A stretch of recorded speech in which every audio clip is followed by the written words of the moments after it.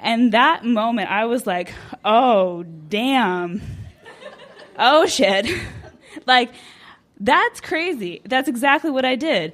And not only did I do it in that moment, I do that in every single freaking transaction with any human being ever. If you're like, man, your hair looks stupid, it's like, oh my God, my hair looks stupid. Like, I let everyone determine like how I was supposed to be valued, what my worth was.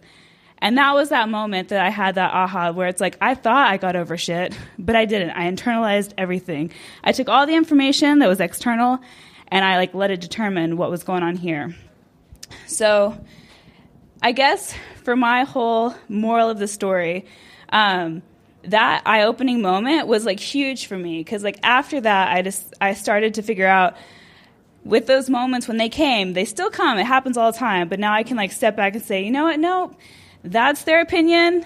I'm still cool. I'm still okay. And it's actually really helped. I mean, it's helped me get over being at work and being in a very stressful situation, and instead of just trying to be the good employee and keep the awesome career that my family and everyone else thinks externally looks great, I decided, you know what, I'm not going to take that bullshit anymore. So I quit my job, and I've done a lot of big things to like change since then. Like I try to go out and do these kind of things more to like express myself, whether I'm going to suck.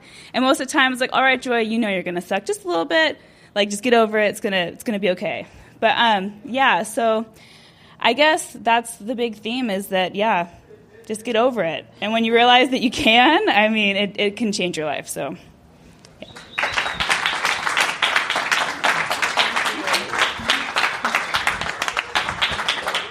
Guys, keep it going. Keep it going. I should say it like this. Guys, really put it together for my love. Joy. Oh, I'm kidding. I am on that train as well. No baby names here. It's Mrs. to you. No, I'm not married. Sir, please. No, I think like any kind of, I prefer first names. Like I'm a casual person. But no, I think you're right. And I think like the older you get to, I just had a birthday. I'm feeling very like nostalgic. I don't know. It's weird. Thanks. Thanks. But I think like the older I get, the more I'm like, oh yeah, I really don't care about anything anymore. Like that other people do or how other people feel about me or all those things. Like, I think it's just like year after year, it just peels that like horrible onion of self-doubt away. That was a wonderful analogy, guys. You're welcome. All right. We're going to move right along. Our next storyteller, she's told here before. Put your hands together for Andrea.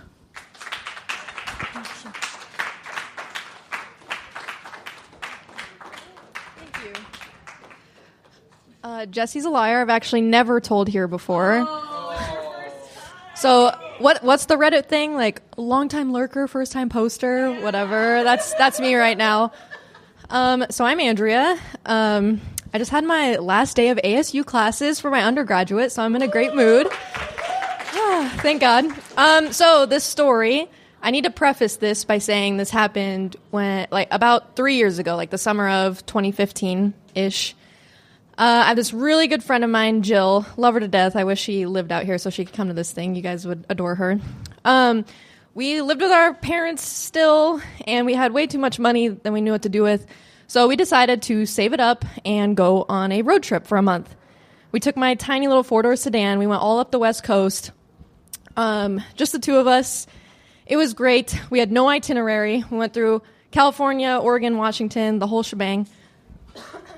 And on the way up, so we went more like inland on the way up. So we took like the I-5. Don't know how familiar you guys are, but it goes basically like through the center of all three of those states. And we had just left Mount Shasta, which is like really, really northern California. And we were like, well, we don't really know anything else between like here and Eugene, Oregon. So let's just go to Eugene. Like I really want to go to that like cool little hipster college town. So we're driving along, and I forgot to mention this. Jill, in this point in her life, is like crazy hippie. I'm talking like has a flip phone because she thinks like Big Brother, whatever, like for real. So I'm the only one with navigation. I have my iPhone. That's it. We don't have any maps. I don't know how to read a map. I was born in 1995. You think I know how to read a map? No, absolutely not. So we, on the side of the road, on the way to Eugene, we're in like no man's land. We're somewhere in Oregon. There's this big billboard. There's nothing else out there. There's just a big billboard that says, come see the vortex. And Jill is like, hey, we should go see that vortex. And I'm like, oh my God. Okay, why not? Whatever. We have no itinerary. Let's go. Let's go check it out. So we go, and like they have them in Sedona. It's like when the magnetic fields are like, you guys know what I'm saying? So we go, we pay, we get ripped off. We go on this tour. We go on this like tour with like, 20 other tourists, however many there are. And we're like going through them, taking pictures, blah, blah, blah. And then we leave, and we're like reflecting on the experience, like, wow, I got ripped off. And so I'm like putting back in like Eugene, Oregon, back into my GPS, and my phone is acting super weird. I'm like, oh God, like what the hell's going on? So I turn my phone off, and then I turn it back on, and I have an iPhone, and the screen just turned blue, which like if you have an iPhone, like that doesn't happen. So I was kind of like, what? So I'm kind of freaking the hell out because I'm like, we don't know where we're going. So this is not okay. So we're just like, let's just follow the road signs. Those are a thing. So we follow the road signs. We get to Eugene, we think. And we pull into the first coffee shop that we see because I have my laptop. And I'm like, okay, we can get Wi-Fi. We can kind of like look up where we're at. We also had no place to stay. We didn't know anyone in Eugene. We had planned on like finding like a campground or something because we had just been tenting it the whole time. And so I was like, we need to like find out where we're going to go camp. Like we need to find out where I can go get my phone fixed. Like, let's go. So we go to this coffee shop that doesn't have Wi-Fi. So I'm just like, great. So the nice little baristas, we like buy coffee, which just adds to my anxiety.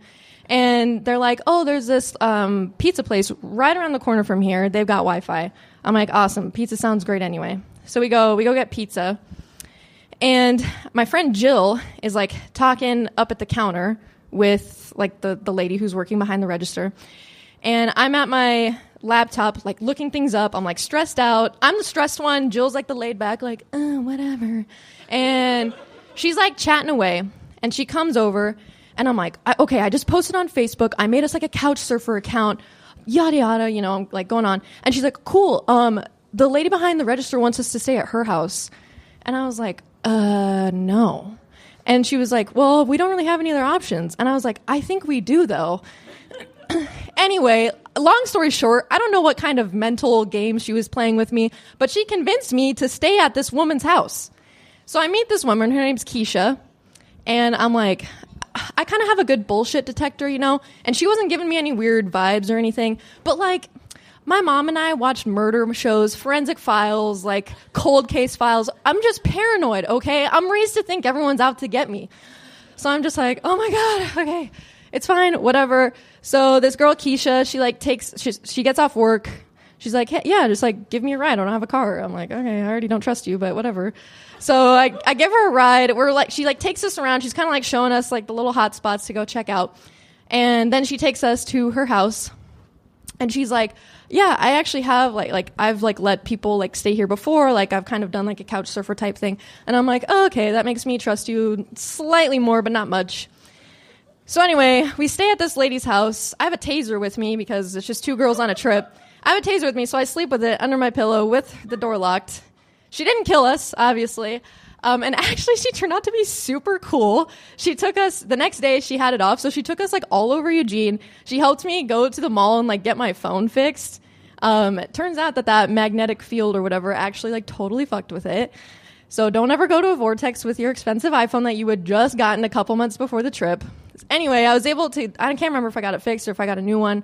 Regardless, the situation was fixed to a point where I felt comfortable. And we ended up staying in Eugene, and she just like showed us around and introduced us to her like really cool friends. And I just realized like, hey, you kind of have to get over yourself and be willing to talk to people, especially if you travel, because I feel like that's part of experiencing the world around you. It's not just going to the places, it's meeting the people and discovering like what the culture there is like. I know it's in America, but like, the hipsters in Portland are way different than the hipsters in Phoenix. So, So the moral of the story is get over yourself, don't get murdered, but be a little more trusting of people who have good intentions. So thank you.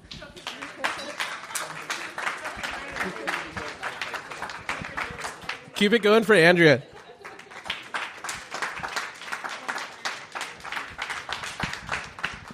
Guys, don't get murdered.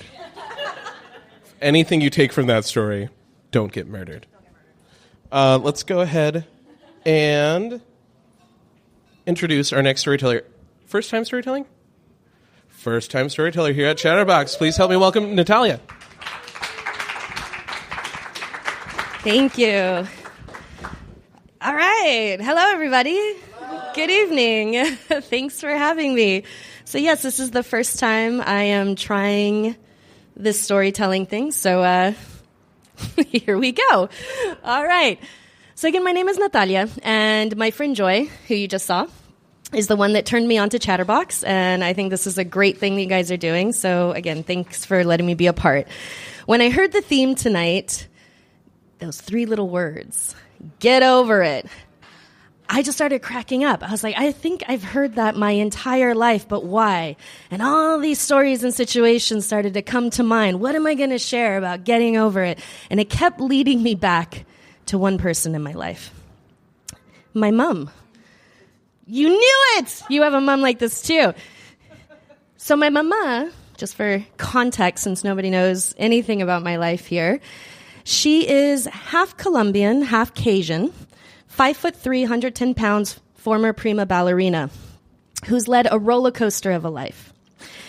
And so she's this odd mixture and combination of ferocity and intensity and feistiness with some really weird, awkward, morbid humor, dark humor, and yet at the same time could be considered hypersensitive and definitely identifies as a bohemian artist. And so I've realized throughout my life, I don't think I have a memory of not hearing those 3 words in different tones, mixed with different other expressions, and all different types of situations. Just say, get over it. Yeah, enough. Move on. And the baseline was always the same. It was always a moment when she was saying, just enough already. Move forward. Stop wallowing. You can't do anything about what's already happened. And so I was reflecting on this, and I realized this has really shaped, and those 3 little words have really shaped who I am today, and an interesting dichotomy. Because I think that being able to get over something, no matter how severe, right, is a positive thing. It can be healthy. It helps us to move forward. But something else that she taught me from all of her quick get-over-its is that sometimes it's not the time to get over something, right? Sometimes we do need time to heal, to process that emotion. So I remember this one time. I was in my early 20s. I had moved back home, and I was living with one of my younger brothers and my mom, and I was in a lovely relationship with a guy who was not a very lovely guy. And I knew it wasn't going anywhere, right? We knew, when you kind of have that 20/20 vision and you're like, yeah, I knew in that moment, right? There wasn't really had those strong legs to stand on. But I was caught up. I was feeling it. I was in the moment. I was still really like, I'm committed. I'm going to try and do everything I can to make this work. And so we had this evening planned, and he was going to come pick me up, and this was going to kind of be like our night to see, it's like, are we going to move forward? Is this, what's going to happen? I'm going to stay with him, right? And the time comes, he's supposed to pick me up, and nothing, right? And I'm texting, and I'm calling, and he's not answering. And, some people would be like, oh, my gosh, I hope he's okay, right? Like, did something happen? And there's, like, a little part of me that was feeling that, but most of it was like, this asshole stood me up, right? That's it. This asshole stood me up. I can't believe it. More hours go by. My mom's cleaning. I'm there. And finally, I was like, all right. This is the straw that breaks the camel's back. I'm done. Can't respect me enough to show up. I'm breaking up with you in a text. It's the only time I've ever done that. And I left a voicemail too, and I felt horrible. But I was like, well, I'm giving you what you've given me. But you're still sad in that moment, right? I mean, anybody feel me? You still cry. There's still that feeling of loss, of hurt, of remorse, of why I can't believe